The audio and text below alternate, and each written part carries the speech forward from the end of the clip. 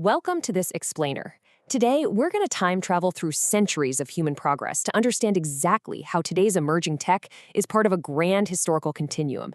We hear buzzwords like AI, cloud computing, and the Internet of Things all the time, right? But to truly grasp their impact, we need to zoom out and look at the whole shebang. Before we build out our timeline, let's establish a core concept. Just like human beings have evolved over millions of years from early hominids to modern humans, our technology has been evolving right alongside us. It's grown from super primitive beginnings into incredibly complex, interconnected systems. So here is our roadmap for today. First, the technological journey. Second, the four industry types. Then we'll cover IR 1.0, steam in factories, IR 2.0, mass production networks, IR 3.0, the digital revolution, and finally wrap up with IR 4.0, the AI era. Section 1. The technological journey. The absolutely crucial point here is that evolution doesn't just happen instantly. It's the process of developing by gradual changes. It's a concept that perfectly describes the gadgets and systems we interact with every single day. They didn't just magically appear out of nowhere. They are the result of countless tiny improvements compounding over a long time. We can see this gradual change so clearly when we think about those early, incredibly clunky mobile phones compared to today's sleek smartphones, or when primitive counting tools like the abacus give way to typewriters, then heavy desktop computers, and eventually sophisticated modern monitors. And these aren't just toys, for sure. This gradual evolution produced the essential devices that literally run our entire lives, powering everything from global banking to education, marketing, and even hospitals. Section 2, the four industry types. You can kind of think of industry as a progression of steps, ascending in complexity. Step 1 is primary industry, getting your hands dirty extracting raw materials through mining, farming, and fishing. Step 2 is secondary industry, which is taking those raw materials and manufacturing them into goods, like making cars or steel. Then Step 3 moves into the tertiary sector, providing human services like teaching or nursing. And finally, Step 4 brings us to the quaternary industry. This is the realm of pure knowledge, involving research, development, and IT. Keep these tiers in mind, because as technology evolves, human labor shifts dramatically upward through these exact steps. Section 3, IR 1.0, steam and factories. So let's jump in our time machine back to the 1760s. An industrial revolution, at its core, happens when a society makes a massive structural shift. We're talking about moving from using simple hand tools to utilizing entirely new sources of energy, like coal, to power large-scale machines and factories.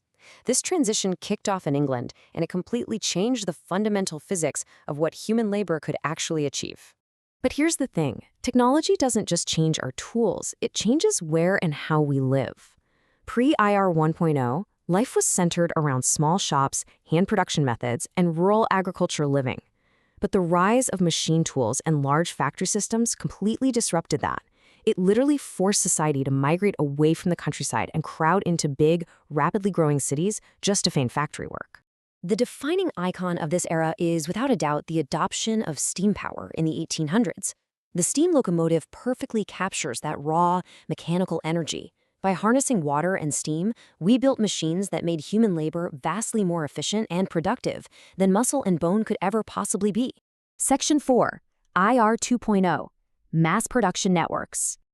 Building on that incredible momentum, we accelerate to the 1870s. Often called the technological revolution, this second leap forward was defined by one incredibly genius idea: the manufacturing of interchangeable parts. Before this, if a machine broke, you needed a skilled artisan to custom make a replacement piece. With interchangeable parts, components became standardized. This seemingly simple shift is a real game changer. It's what made true, large-scale mass production a reality. And this built an entirely new global network. Beyond just mass-producing factory parts, IR 2.0 saw the widespread adoption of vast telegraph networks and expanding railroad systems. This allowed for an unprecedented movement of people and ideas. The world started shrinking, and global communication was completely revolutionized. Section 5, IR 3.0, the digital revolution. Traveling further down the timeline to the late 1950s, we hit a massive turning point. The crucial part of this revolution is a decisive transition. We moved away from purely mechanical and analog electronic technology and crossed straight over into the digital era. The core factor driving this? The mass production of digital logic circuits.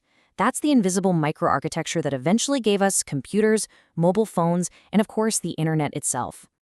Section 6, IR 4.0, the AI era. And that digital foundation launches us at breakneck speed right into the present day.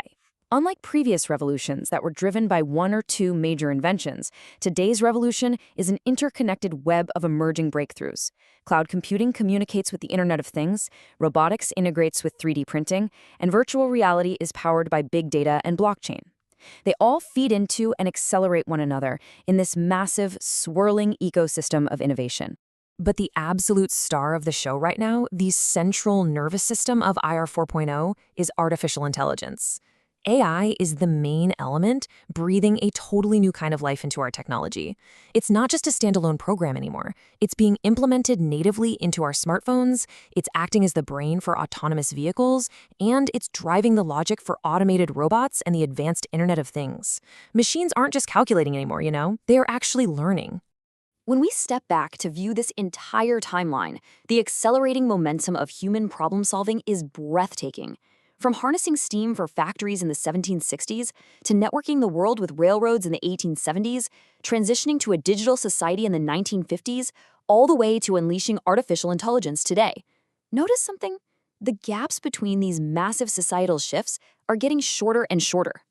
Since we've seen today that shifting to new sources of technological power always causes massive, irreversible cultural changes, I'll leave you to reflect on this question.